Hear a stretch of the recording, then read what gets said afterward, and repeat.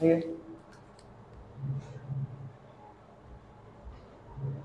मैं अजय कुमार स्वागत करता हूं आप सभी का टीसीएस पाठशाला के यूट्यूब चैनल।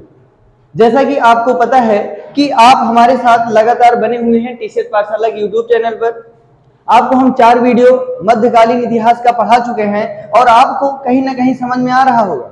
अगर आप क्वेश्चन आंसर कर रहे होंगे, प्रश्न कर रहे होंगे, तो आपको समझ में आ रहा होगा कि सर जी ठीक ठाक पढ़ा रहे हैं। ठीक ठाक पढ़ाने का मतलब यह है कि आपका पेपर में जो भी प्रश्न आए हों वो मिलने चाहिए। क्या मिलने चाहिए? पेपर में प्रश्न मिलने चाहिए। और आप किताब उठा के देखिए क्या आपको ठीक पढ़ाया जा रहा है कि नहीं, आप उसको देखिए और उसके अकॉर्डिंग आप हमें मैसेज करके बताइए या फिर कमेंट करके बताइए। ठीक, इतना आपको करना है। टीसीएस पाठशाला के यूट्यूब चैनल को आप सब्सक्राइब कर लीजिए। डेली आपके पास नए नए वीडियो जाते रहेंगे, जिससे कि आप भी समझ पाओगे कि आपके लिए एक बेहतर जो टीसीएस पाठशाला चैनल बनाया गया है वो बेहतर है आपको। ठीक, मध्यकालीन इतिहास हम पढ़ रहे हैं और आपको पता है मध्यकालीन इतिहास जब आप पढ़ते हो तो आप कहते हो कि मध्यकालीन इतिहास क्या है? 712 एडी से लेकर 1707 तक। 712 एडी से लेकर 1707 तक की बात किया जाएगा और आपसे कहा जाएगा कि भैया क्या पढ़ रहे हैं? मध्यकालीन इतिहास पढ़ रहे हैं। क्या पढ़ रहे हैं? मध्यकालीन इतिहास पढ़ रहे हैं। ठीक, अब देखिए मध्यकालीन इतिहास पढ़ रहे हैं और आपको याद है कि 712 एडी में क्या हुआ था? बताइए क्या हुआ था 712 एडी में? जल्दी कमेंट करके बताइए। और 712 एडी ही वही समय है जब पहला अरबी शासक कासिम कहाँ आ रहा है? भारत आ रहा है। और 1707 जब औरंगजेब की क्या हो रही है? मृत्यु हो रही है। क्या हो रहा है? औरंगजेब की मृत्यु हो रही है। कब हो रहा है? 1707 में। इतना ही मध्यकालीन हमें पढ़ना है। और आपको पता है कि गौरी की बातें हम कर चुके हैं, मोहम्मद गौरी की बातें कर चुके हैं। ठीक, कल हमने रियलाइज किया कि आपको जो लिखवाया गया है और जो बोर्ड पे लिखवा के आपको बताया गया था वो मुझे एक बेटर ऑप्शन नहीं लग रहा है। जब हमने बोर्ड पे यहाँ पे लिख के आपको समझाया तो मुझे लगा कि बेटर ऑप्शन नहीं है ना, तो इसीलिए हम आपको पॉइंटर करके बताएंगे, सारी बातें बताएंगे ना, बताएंगे सारी बातें। बस ये है कि वो लिखा नहीं होगा, हम लिखेंगे और साथ में आप हमारे साथ लिखेंगे। आपको हमारे साथ लिखना है ताकि आपको भी ना, आप एक बार लिखोगे दोबारा उसको पढ़ोगे और चीजें आपको क्या हो जाएगा? रिवाइज हो जाएगा। ठीक, आगे चलिए। आपको पता है और हम आपको बताए थे 1206 की कहानी बताए थे कि 1206 में क्या हो रहा है? 1206 में क्या हो रहा है? गौरी की मृत्यु हो जा रही है। क्या हो रहा है? गौरी की मृत्यु हो जा रही है। कब हो रहा है? 1206 में। ठीक, अब देखिए यहीं से आज आपका दिल्ली सल्तनत शुरू होगा। आज यही जब गौरी की क्या हो जाएगा? मृत्यु हो जाएगा और यहीं से आपका क्या होगा? दिल्ली सल्तनत शुरू होगा। और दिल्ली सल्तनत जो शुरू होगा वो आपका जो टाइम पीरियड होगा वो होगा आपका 712, वो होगा आपका 1206 से एडी से लेकर 600 एडी तक लेकर 1526 तक। 2 डेट आप याद रखिएगा। 1206 ही एक ऐसा समय होगा जब गुलाब वंश का क्या होगा? स्थापना होगा। गुलाब वंश का क्या होगा? स्थापना होगा। और इसी के आज संस्थापक मिलेंगे कुतुबुद्दीन ऐबक और उनके बारे में सारी कहानी देखी। कैसे उन्होंने क्या किया? शासन की स्थापना किया। कैसे कुतुबुद्दीन ऐबक ने शासन का स्थापना किया और कैसे वो संस्थापक कहलाए। ठीक, इतनी बातें समझ में आई। अब देखिए आपको पढ़ना क्या है? दिल्ली सल्तनत। और जो दिल्ली सल्तनत आपका चलेगा वो चलेगा टाइम पीरियड में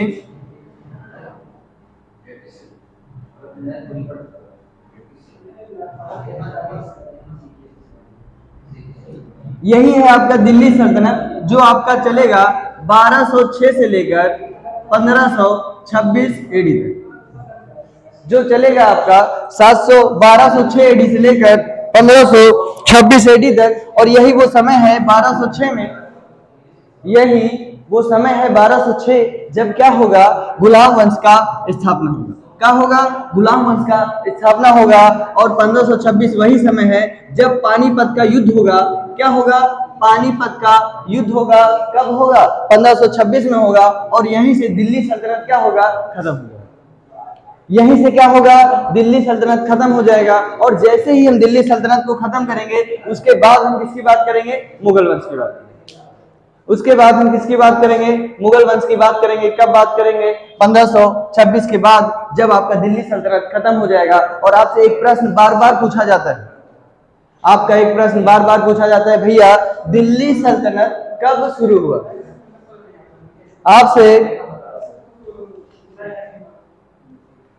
आपसे बार बार पूछा जाता है कि भैया दिल्ली सल्तनत कब शुरू हुआ? तो कब शुरू हुआ?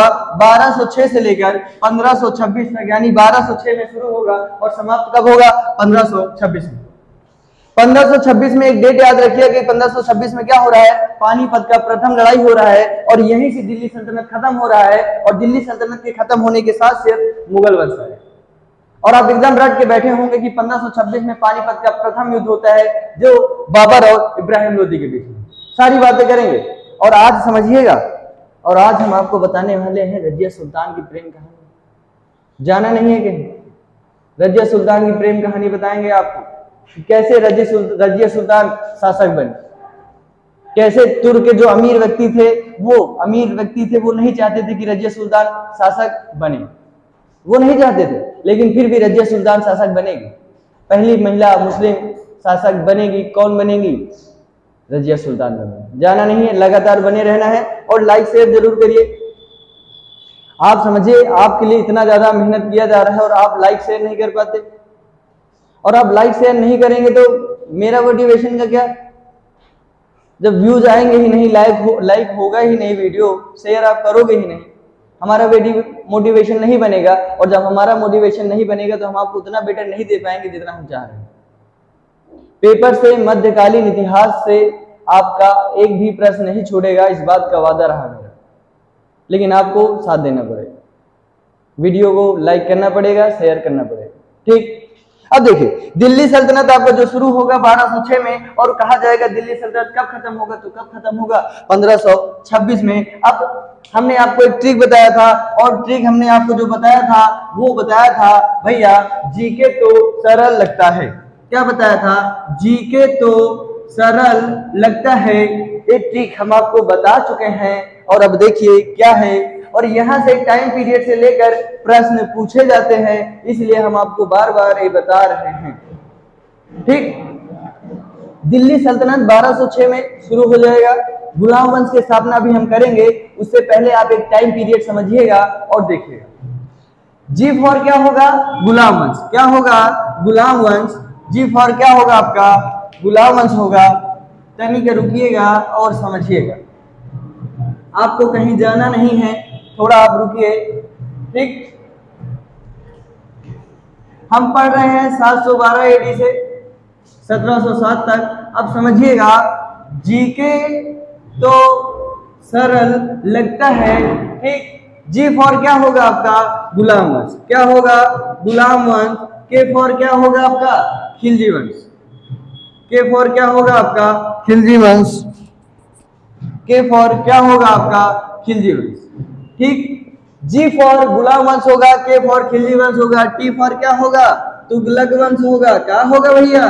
तुगलक वंश होगा। यस फॉर क्या होगा? सैयद वंश होगा। क्या होगा? सैयद वंश होगा। देखिए, आप साथ साथ लिखते चलिए, हम लिखवा भी रहे हैं, बोल भी रहे हैं, ठीक। आगे देखिए, यल फॉर क्या होगा? लोधी वंश। क्या होगा? लोधी वंश। और दिल्ली सल्तनत के 5 महत्वपूर्ण आपके क्या होंगे? दिल्ली सल्तनत के 5 महत्वपूर्ण वंश होंगे। और कौन से होंगे? पहला गुलाम वंश, दूसरा खिलजी वंश, तीसरा तुगलक वंश, चौथा सैयद वंश, पांचवा लोधी वंश। 5 वंश हुए कि नहीं? हो गए। अब देखिए, अब इनका शासनकाल देखिएगा और इसके बाद आप समझिएगा कि जो गुलाम वंश का शासन चलेगा वो चलेगा 1206 से लेकर 1290 तक। 1206 से लेकर 1290 तक चलेगा। आप इसको जोड़िए और घटाइए और हमें बताइए कि कितना वर्ष होगा, ठीक। इसके बाद आपके आएंगे खिलजी वंश, जिनका शासनकाल होगा 1290 से लेकर 1320 तक। 1290 से लेकर 1320 तक। इन्हीं के बाद आएंगे तुगलक वंश, जिनका शासनकाल चलेगा 1320 से लेकर 1414 तक। इनके बाद ही आएंगे सैयद वंश, और सैयद वंश का जो शासनकाल होगा 14 से 14 तक, 1451।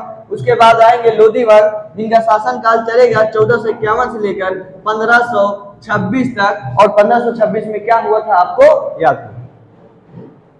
1526 में क्या हुआ होगा आपको याद है कि पानीपत का प्रथम युद्ध हुआ था और यहीं से दिल्ली सल्तनत क्या हो जाता है, खत्म हो जाता है। और दिल्ली सल्तनत शुरू कहां हो रहा है? गुलाम वंश से, यानी कि 1206 से लेकर 1290। अब समझिए हम आपको ये काहे लिखवाए हैं? हम आपको ये सिर्फ इसलिए लिखवाए हैं क्योंकि यहां से प्रश्न बनते हैं, यहां से प्रश्न बनते हैं और आपसे पूछा जाता है, और आपसे पूछा जाता है कि भैया इसमें ऐसा कौन सा वंश है, इसमें ऐसा कौन सा वंश है जो सबसे ज्यादा दिनों तक शासन करेगा? सबसे ज्यादा दिनों तक कौन सा वंश है जो शासन करेगा? अब क्या आपको निकाल नहीं पाओगे भैया? क्या अब आपको टाइम पीरियड निकालने में, यानी कि आपको निकालने में दिक्कत होगा कि कौन कितना वर्ष होगा? बताओ जल्दी आप। 1206 से लेकर 1290 यानी कि कितने वर्ष हुए? 84 वर्ष हुए कि नहीं? यानी कि गुलाम वंश जो शासन करेगा दिल्ली सल्तनत में, दिल्ली पर, वो कितने वर्ष करेगा? 84 वर्ष करेगा। करेगा कि नहीं? ठीक। दूसरा देखिए, दूसरा कह रहा है खिलजी वंश 1290 से 1320, यानी कि कितने वर्ष हो गया? 30 वर्ष हो गया। यहां से पूछा जाता है और कहा जाता है कि ऐसा कौन सा वंश है जो सबसे ज्यादा दिनों तक भारत में क्या करेगा? शासन करेगा। और एक क्वेश्चन और पूछा जाता है कि भैया ऐसा कौन सा वंश है जो सबसे कम दिनों तक भारत पर क्या करेगा? शासन करेगा। ठीक। पहला 1290 से 1320 30, उसके बाद 1320 से 1414। बताइए कितने वर्ष होंगे? कितना वर्ष होगा? 94 वर्ष होगा। उसके बाद आपका क्या है? 1414 से लेकर 1451, 11 में से 4 आएगा 7, यानी कि कितने वर्ष हो जाएगा? 37 वर्ष। अगला बताइएगा 1451 से 1526, इसको निकालिए। 6 में से 1 गया 5, 5 में से 2 गए, यानी कि आपका जो इसमें होगा 75 होगा। 6 में से 1 जाएगा 5 और 12 में से 5 जाएगा 7, तो कितने वर्ष हो जाएंगे? 75 वर्ष। अब क्या हमें आप नहीं बता सकते कि ऐसा कौन सा वंश है जो सबसे ज्यादा दिनों तक भारत पर क्या करेगा? शासन करेगा? बताइए। नहीं बता पाओगे तो क्या बता पाओगे? जोड़ घटाना नहीं आता? अरे ठीक है, इतिहास पढ़ रहे हो तो जोड़ घटाने भुला जाओगे। जल्दी कमेंट करके बताओ। अब देखिए यहां पर ऐसा कौन सा वंश है? तुगलक वंश। ऐसा कौन सा वंश है? तुगलक वंश। और इस तुगलक वंश से कितने वर्ष तक शासन करेगा? 94 वर्ष। कितने वर्ष? 94 वर्ष, यानी कि सबसे ज्यादा दिनों तक कौन वर्ष शासन करेगा? तुगलक वंश। इसके बाद देखिएगा, इसके बाद आपके कौन है? सबसे कम दिनों तक जो होगा 30 वर्ष होगा, यानी कि खिलजी वंश क्या करेगा? सबसे कम दिनों तक शासन करेगा। कौन करेगा? खिलजी वंश। टाइम पीरियड एक बार देखिएगा। गुलाम वंश जो शासन करेगा वो कब से कब तक करेगा? 1206 से लेकर 1290 करेगा। दूसरा खिलजी वंश जो शासन करेगा 1290 से 1320 करेगा। तुगलक वंश जो शासन करेगा 1320 से 1414 करेगा। और सैयद वंश जो शासन करेगा 1414 से 1451 करेगा। और लोधी वंश जो शासन करेगा 1451 से 1526 करेगा। और आपसे 2 क्वेश्चन यहाँ से बनेंगे और आप आराम से बना लोगे, और आप आराम से बना लोगे। कहीं जाना नहीं है, रजिया सुल्तान की कहानी सुनना है, एकदम मजा आएगा। और उस कहानी से आप समझिए, आप रजिया सुल्तान ही पूरी तरह समझ में आ जाए। समझ रहे हो? समझते?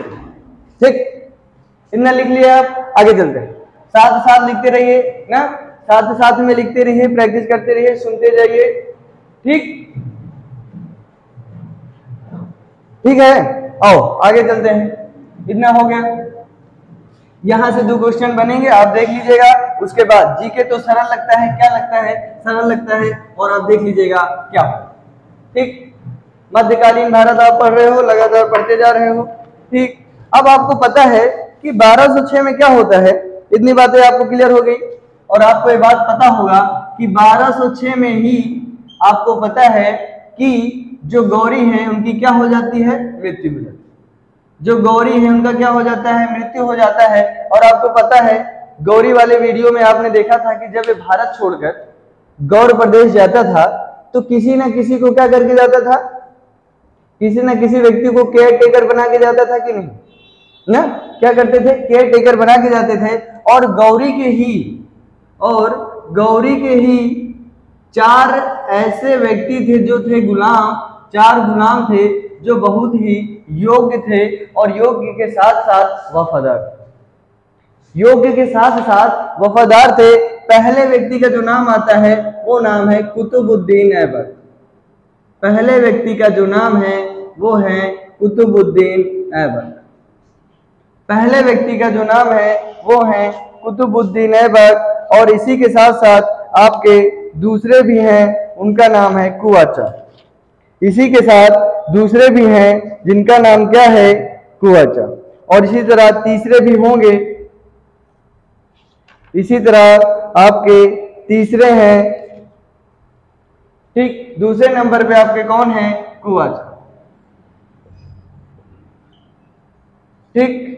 दूसरे नंबर पे कौन है, कुआचा है। और एक नंबर पे है बख्तियार खिलजी। और एक नंबर पे हैं आपके, कहां गए,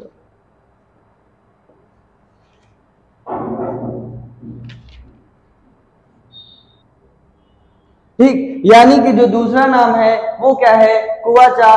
तीन ऐसे गुलाम हुए हैं, पहले का नाम क्या है, कुतुबुद्दीन ऐबक, दूसरे का नाम क्या है, कुआचा, और एक और है जिनका नाम है यलदौज। क्या नाम है, यलदौज। तीनों लोग क्या हैं, गुलाम हैं, किसके, गौरी के। चार तो नहीं बता दिए हैं, अगर चार बता दिए हैं तो आप तीन लिख लीजिएगा, ठीक। तीसरे नंबर पे कौन है, यलदौज।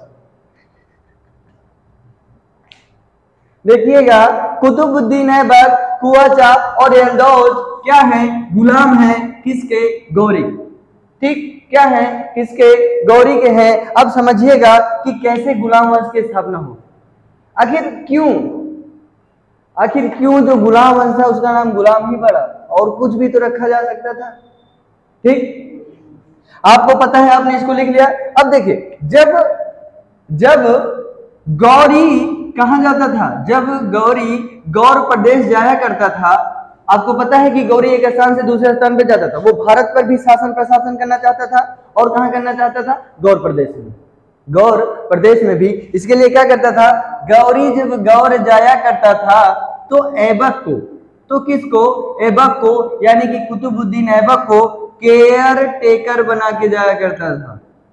क्या बना के जाता था, केयर टेकर, यानी कि मैं वहां जा रहा हूं, आप भारत में देख रेख करना, ठीक। और आपको पता है जब 1494 में वो यहां से गए, और तब समझ में आया कि 1206 में क्या हुआ, गौरी की मृत्यु हो गई। उसी के बाद कुतुबुद्दीन ऐबक ने क्या किया, स्थापना किया, किसका, गुलाम वंश। गुलाम वंश का स्थापना तो कर लिए, लेकिन आप एक बात समझिए कि कुतुबुद्दीन ऐबक उस वंश का और भी तो कोई नाम रख सकते थे, उस वंश का और भी कोई तो नाम रख सकते थे, लेकिन नहीं। आप समझिए, जो गुलाम थे कुतुबुद्दीन ऐबक, बड़े ही वफादार थे, और किसके, गौरी के, वफादार के साथ साथ ईमानदार थे। इन्होंने कहा कि नहीं भैया, मैं क्या हूं, गुलाम हूं, किसका गुलाम हूं, मैं गुलाम हूं, किसका गुलाम हूं, गौरी का। इसलिए जिस वंश का नाम रखूंगा, मैं रखूंगा गुलाम वंश। समझ में आया कि नहीं। ऐबक वंश भी रख सकते थे, कुतुबुद्दीन वंश भी रख सकते थे, लेकिन इन्होंने कहा कि मैं गुलाम हूं, किसका गुलाम हूं, गौरी का गुलाम हूं। इसलिए इस वंश का जो नाम पड़ेगा वो क्या पड़ेगा, गुलाम वंश ही पड़ेगा। और गुलाम वंश के साथ साथ अभी और सारे भी नाम आएंगे, सुनिएगा, लिख लिए हैं कि नहीं, और सुनिएगा, ठीक। अब क्या होगा, गुलाम वंश जिसकी स्थापना कर दी जाएगी 1206 में, गुलाम वंश जिसकी स्थापना कर दी जाएगी 1206 में, जो चलेगा 1206 से 1290 तक। और आपसे एक प्रश्न पूछा जाता है कि भैया इसके संस्थापक कौन। संस्थापक के पहले आप देख लीजिए, इसको और कई सारे नामों से जाना जाता है। जैसे एक क्या है, दास वंश, इसी को किस नाम से जाना जाता है, दास वंश। और इसी को एक नाम और से जाना जाता है, और कहा जाता है इलवरी वंश। क्या कहा जाता है, इलवरी वंश। क्या कहा जाता है, इलवरी वंश। एक और पूछा जाता है कि इसको और क्या कहा जाता है, मामलूक वंश। क्या कहा जाता है, मामलूक वंश। और आपसे पेपर में पूछ लेगा कि भैया मामलूक वंश के संस्थापक कौन, ठीक, कौन होंगे। यानी कि अब बात करते हैं गुलाम वंश के संस्थापक के, और इनके जो संस्थापक होंगे उनका नाम क्या है, कुतुबुद्दीन ऐबक। क्या नाम है, कुतुबुद्दीन ऐबक। क्या नाम है? कुतुबुद्दीन ऐबक। किसका? जो संस्थापक हैं गुलाम वंश के, जिन्हें आप कहते हो इलवरी वंश, दास वंश और मामलुक वंश। अगर आपसे पेपर में पूछ लिया जाए कि भैया मामलुक वंश के जो संस्थापक हैं कौन हैं, तो बता लोगे कि नहीं? तो बता लोगे कि नहीं कि कौन है? भैया कुतुबुद्दीन ऐबक हैं। ठीक, कौन है? कुतुबुद्दीन ऐबक। यानी कि अब आपसे प्रश्न पूछ सकता है कि भैया कुतुबुद्दीन ऐबक किस वंश के संस्थापक हैं, तो आप बता लोगे कि नहीं? ऑप्शन में अगर 4 ऑप्शन दिया जाए तो अब आप बता लोगे कि नहीं? बता लोगे। ठीक, आगे समझिएगा। गुलाम वंश शुरू हो गया है, दिल्ली सल्तनत का पहला वंश है, 4 नामों से जाना जाता है। इसी के साथ इसके संस्थापक कुतुबुद्दीन ऐबक हैं, लेकिन अभी वास्तविक नहीं। यानी कि एक कहेंगे कि मैं गुलाम हूं तो गुलाम के जैसे ही मैं शासन करूंगा, गुलाम के जैसे ही शासन करूंगा ना। इसीलिए अभी जब आप वास्तविक शासन की बात करोगे, यानी कि वास्तविक सुल्तान कौन था या फिर वास्तविक संस्थापक कौन था, तब एक नाम आता है, वो नाम है इल्तुतमिश। वो नाम क्या है? इल्तुतमिश। ठीक, अब देखिए आपसे प्रश्न पूछा जाता है कि भैया ऐसा कौन सा शासक हुआ है जिसे लाख बख्श के रूप में जाना जाता है? जिसे किस रूप में जाना जाता है? लाख बख्श में। यानी कि यही वो पर्सन है, यही वो व्यक्ति, यही वो शासक हैं जिन्हें लाख बख्श के रूप में जाना जाता है। क्या जाना जाता है? लाख बख्श के रूप में जाना जाता है। यानी कि कहने का मतलब ये है कि अगर कुतुबुद्दीन ऐबक किसी को लाख रुपए भी दे दिया करते थे तो उनसे पैसा वापस नहीं मांगा करते थे। अगर ऐबक किसी को 1 लाख रुपए भी दे दें तो वो उससे पैसा नहीं लेते थे, यानी कि उससे नहीं मांगा करते थे। इसीलिए कहा जाता था कि क्या है? लाख बख्श। जैसे आप ही हो, आप बहुत ही दान देने वाले व्यक्ति हो। वैसे तो नहीं होंगे मुझे पता है, लेकिन फिर भी हो सकता है ना कि अगर आप दान देने में हो या फिर आपके भैया हैं बहुत दानी हैं, वो किसी को अगर 1000 रुपए दे देते हैं तो उससे मांगते नहीं, तो आप क्या कहोगे? हमारे भैया 1000 दिनारी ना। इसी तरह क्या है? लाख रुपए कौन दे देता था? कुतुबुद्दीन ऐबक दे देते थे। तो ऐसा कहा जाता है कि भैया इन्हें क्या कहा जाता है? लाख बख्श। यानी कि उदार व्यक्ति थे, ये कभी किसी से पैसा नहीं मांगा करते थे, जिसको दे दिया करते थे उनसे कभी नहीं मांगते थे। इसलिए इनको क्या कह दिया जाता था? लाख बख्श के रूप में कह दिया जाता। समझ में आया कि नहीं? ठीक, समझ में आया कि नहीं? ठीक, अब देखिए पहले तो इन्हें लाख बख्श कहा जाता है और संस्थापक के रूप में जाना जाता है। ठीक, 2 बातें क्लियर हुई। तीसरा देखिए, इन्हीं के द्वारा एक राजधानी परिवर्तन किया गया। इन्हीं के द्वारा एक राजधानी परिवर्तन किया गया और आपको पता है दिल्ली में बैठे हुए हैं और दिल्ली से कहां कर दिए? इन्होंने क्या कर दिया? राजधानी परिवर्तन कर दिया। दिल्ली से कहां कर दिए? लाहौर कर दिए। राजधानी परिवर्तन कर दिए और राजधानी परिवर्तन कहां से कहां कर दिए? दिल्ली से लाहौर कर दिए। अभी जब इल्तुतमिश शासक बनेंगे तो वो भी कुछ ना कुछ करेंगे। अभी इल्तुतमिश जब शासक बनेंगे तो अब वो लाहौर से दिल्ली कर देंगे। लेकिन आपसे प्रश्न पूछा जाएगा कि भैया सबसे पहले राजधानी परिवर्तन किसके द्वारा किया गया था? किसके द्वारा किया गया था? कुतुबुद्दीन ऐबक द्वारा किया गया था। कहां से कहां तक किया गया था? दिल्ली से लाहौर किया गया। दिल्ली से कहां तक किया गया था? लाहौर किया गया था। ठीक, दिल्ली से लाहौर किया गया था। और एक बात बताइएगा, जो कुतुब मीनार का निर्माण शुरू करवाया गया था, कुतुब मीनार का निर्माण शुरू करवाया गया था, किसके द्वारा करवाया गया था? कुतुब मीनार का जो निर्माण शुरू करवाया गया था वो करवाया गया था किसके द्वारा? कुतुब मीनार यानी कि कुतुबुद्दीन ऐबक द्वारा। आपसे प्रश्न पूछेगा कि भैया कुतुब मीनार का निर्माण किसके द्वारा शुरू कराया गया? किसके द्वारा? कुतुबुद्दीन ऐबक के द्वारा। किसके द्वारा? कुतुबुद्दीन ऐबक के द्वारा। और 2 प्रश्न आपसे और पूछे जाते हैं। 2 प्रश्न आपसे और पूछे जाते हैं। कुव्वत उल मस्जिद, 2 क्वेश्चन। कुव्वत उल मस्जिद, कुव्वत उल इस्लाम, कुव्वत उल इस्लाम मस्जिद किसके द्वारा बनवाया गया था? ये प्रश्न आप कमेंट करके बताइएगा। कुव्वत उल इस्लाम मस्जिद किसके द्वारा बनवाया गया था, और ये भी किसके द्वारा, ऐबक के द्वारा। किसके द्वारा, ऐबक के द्वारा, यानी कि कुतुबुद्दीन ऐबक के द्वारा। यानी कि कुतुबुद्दीन ऐबक के द्वारा ही क्या किया गया था, कुतुब मीनार का निर्माण शुरू करवाया गया था। और कुव्वतुल इस्लाम मस्जिद जो दिल्ली में है, किसके द्वारा बनवाया गया था, किसके द्वारा बनवाया गया था, कुव्वतुल इस्लाम मस्जिद बनवाया गया था ऐबक के द्वारा, जिन्हें आप कहोगे कुतुबुद्दीन ऐबक। ठीक, एक और है जो आपसे यहाँ से लगातार पूछा जाता है कि भैया आपका कुव्वतुल तो हो गया, कुव्वतुल के बाद आपका एक और मस्जिद है जिसे बनवाया गया था कुतुबुद्दीन ऐबक के द्वारा, जिसे बनवाया गया था कुतुबुद्दीन ऐबक। और आपकी जो दूसरी मस्जिद है वो बनवाई गई थी 2.5 दिन का झोपड़ा ना, और वो कहाँ बनवाया गया था, अजमेर में बनवाया गया था। और किसके द्वारा बनवाया गया था, लिखिएगा 2.5 दिन का, कल सारी बातें लिखवाए हैं, कल सारी बातें लिखवाए हैं। 2.5 दिन का झोपड़ा कहाँ है, अजमेर में है, और किसके द्वारा बनवाया गया है, कुतुबुद्दीन ऐबक के द्वारा। कुतुबुद्दीन ऐबक के द्वारा, इसे लिख लीजिए जल्दी। और अभी हम बात करते हैं कि कुतुबुद्दीन ऐबक की मृत्यु कैसे हुई, यानी कि कुतुबुद्दीन ऐबक की बात कर रहे हैं, हाँ ठीक। और गुलाम वंश 1206 से 1290 चलेगा। अब वही बात करेंगे, जो ऐबक हैं वो कब से कब तक रहेंगे, 1206 में इनका शासन शुरू होगा। ठीक, अब देखिए 2.5 दिन का झोपड़ा किसके द्वारा बनवाया गया है, किसके द्वारा बनवाया गया है, कमेंट करके बताइए। कुतुबुद्दीन ऐबक के द्वारा। और कहाँ बनवाया गया है, अजमेर में बनवाया गया। ठीक, इसी तरह आपसे प्रश्न पूछ सकता है कि भैया कुतुब मीनार का निर्माण किसके द्वारा शुरू करवाया गया था, किसके द्वारा शुरू करवाया गया था, कुतुबुद्दीन ऐबक के द्वारा। और एक प्रश्न आपसे बार बार पूछेगा कि भैया कुव्वतुल इस्लाम मस्जिद कहाँ है, कहाँ है, दिल्ली में है, और किसके द्वारा बनवाया गया था, और किसके द्वारा बनवाया गया था, ऐबक के द्वारा। ठीक, इरेज कर दे रहे हैं, आप साथ साथ में लिखते जाइए, बहुत तेज पढ़ा रहे हो। अब हमें एक प्रश्न का आंसर बताइएगा भैया, लाख बख्श के रूप में किस व्यक्ति या शासक को जाना जाता है, जल्दी जल्दी बताइए।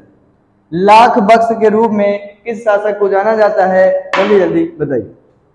ठीक, कुतुबुद्दीन ऐबक की बात कर रहे हैं, सारी बातें हो गई हैं, मस्जिद बनवा दिए हैं अजमेर में, दिल्ली में, कुव्वतुल इस्लाम ना, और इन्हीं के द्वारा। ठीक, अब देखिए संस्थापक तो कहे जाते हैं, लेकिन अब देखेंगे कि इनकी मृत्यु कब होती है। ठीक, 1210 का समय है ना, 1210 का समय है। एक गेम खेला करते हैं और उस गेम का नाम है पोलो। एक गेम खेला करते हैं, खेल खेला करते हैं जिसे पोलो कहा जाता है, या फिर इसी को कहा जाता है चौगान।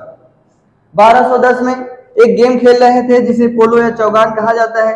आपको पता होगा कि घोड़े पर बैठकर आप हॉकी के स्टिक से आप जब बॉल को मारते हैं तो कुछ ऐसा ही चौगान का खेल होता है ना।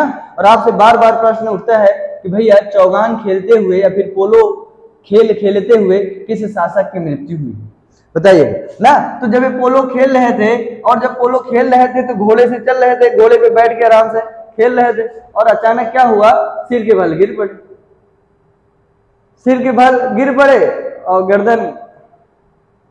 और गर्दन गई इनकी गड़बड़ाई, और हो गया इनकी क्या, मृत्यु। और वो समय कब था, 1210, यानी कि 1206 से लेकर 1210 तक जो शासन चलेगा, किसका चलेगा, किसका चलेगा, कुतुबुद्दीन ऐबक का। क्या खेल रहे थे, पोलो खेल रहे थे या चौगान खेल रहे थे। और आपको पता है हॉकी जैसा होता है और क्या है, लेकिन घोड़े पे बैठ के खेलते हैं, खेलते खेलते वो गिर जाते हैं और सिर के बल गिरते हैं, जिसके कारण क्या है, गले में भयंकर वाली चोट आ जाती है और वो भगवान को प्यारे हो जाते हैं। ठीक, इतनी बातें समझ में आई ना। यानी कि अब आपसे पूछेगा जो कुतुबुद्दीन ऐबक है उनका शासन काल कब से कब तक चलेगा, 1206 से लेकर 1210 तक चलेगा। और गुलाम वंश का जो शासन चलेगा वो कब से कब तक चलेगा, 12 से 6 लेकर 1290। ठीक, अब देखिए अब क्या हो जा रहा है, कुतुबुद्दीन ऐबक की मृत्यु हो जा रही है, कब हो जा रही है, 1210 में। और कुतुबुद्दीन ऐबक के ही एक बेटे हैं आराम शाह, कुतुबुद्दीन ऐबक के ही एक बेटे हैं आराम शाह, जो आराम करते करते ही अपनी जिंदगी को खो बैठते हैं, जो आराम करते करते ही अपनी जिंदगी को खो बैठते हैं। वो कौन है, आराम शाह ना। आराम शाह किसके बेटे हैं? कुतुबुद्दीन ऐबक के, जो आराम करते करते ही क्या हो जाते हैं? मर जाते हैं ना। कब मर जाते हैं? 1210 में ही मर जाते हैं। 1210 में ही मर जाते हैं। कौन? आराम शाह। आराम शाह किसके बेटे हैं? कुतुबुद्दीन ऐबक के बेटे हैं और इनकी मृत्यु हो जाएगी 1210 में ही। अब जब इनकी मृत्यु हो जाएगी तब अब जो आएंगे वो आएंगे इल्तुतमिश। कौन आएंगे? इल्तुतमिश। और जो इल्तुतमिश का शासनकाल होगा वो होगा 1210 से लेकर 1236 तक। अब इल्तुतमिश आएंगे और इल्तुतमिश का जो शासनकाल होगा वो 12 से 10 लेकर 1236 तक होगा और इन्हीं को कहा जाएगा वास्तविक संस्थापक। और इन्हीं को कहा जाएगा वास्तविक संस्थापक। वो कौन होंगे? आपके इल्तुतमिश। वो कौन होंगे? आपके इल्तुतमिश होंगे। बात समझिएगा, आपसे बार बार पूछा जाता है कि जो आपके गुलाम वंश के संस्थापक थे वो कौन थे? कुतुबुद्दीन ऐबक थे। और कुतुबुद्दीन ऐबक थे और उनका शासनकाल कब से कब तक था? 1206 से लेकर 1210। ठीक। और आपसे बार बार पूछा जाता है कि भैया इनका कौन सा गेम खेलते खेलते इनकी मृत्यु हो गई, तो पोलो या चौगान। ठीक। आप हमारी वीडियो को लाइक करिए, टीसीएस पाठशाला को सब्सक्राइब करिए। ठीक, लाइक करिए, शेयर करिए। और आप शेयर नहीं करोगे तो हमारा मोटिवेशन कैसे बने रहे? और यही बात हम आपको बार बार बोल बोल के थक जा रहे हैं।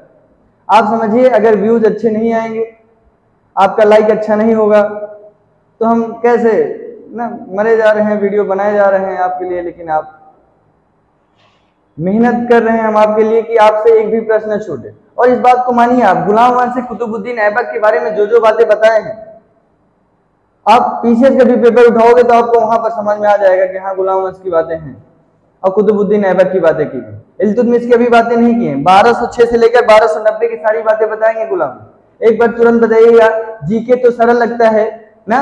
जीके तो सरल लगता है, टाइम पीरियड याद हो गया कि नहीं? कमेंट करके बताइए जरूर। ठीक, इतनी बातें आप देख लीजिएगा। ठीक, कुतुबुद्दीन ऐबक और इनके एक बेटे हैं कौन? आराम शाह। ठीक, इनका शासनकाल बहुत दिनों तक नहीं रहता है, इनको बैठाया तो जाता है पद पे, लेकिन जब ये बहुत योग्य नहीं है इसीलिए इनको हटा दिया जाता है। हटा क्या दिया जाता है? इनकी मृत्यु ही हो जाती है। खुद ही आराम शाह नाम है और आराम से निकल लेते हैं। ठीक, तो आप वीडियो को लाइक करिए, शेयर करिए, सब्सक्राइब करिए, ताकि हमारा मोटिवेशन बना रहे। टीसीएस पाठशाला ना आपके लिए कुछ करना चाह रहा है, आपको कुछ अच्छे वीडियोस देना चाह रहा है, आपको पढ़ाना चाह रहा है फ्री ऑफ कॉस्ट ना। तो आप इस बात को समझिए। जय हिंद, जय भारत, धन्यवाद।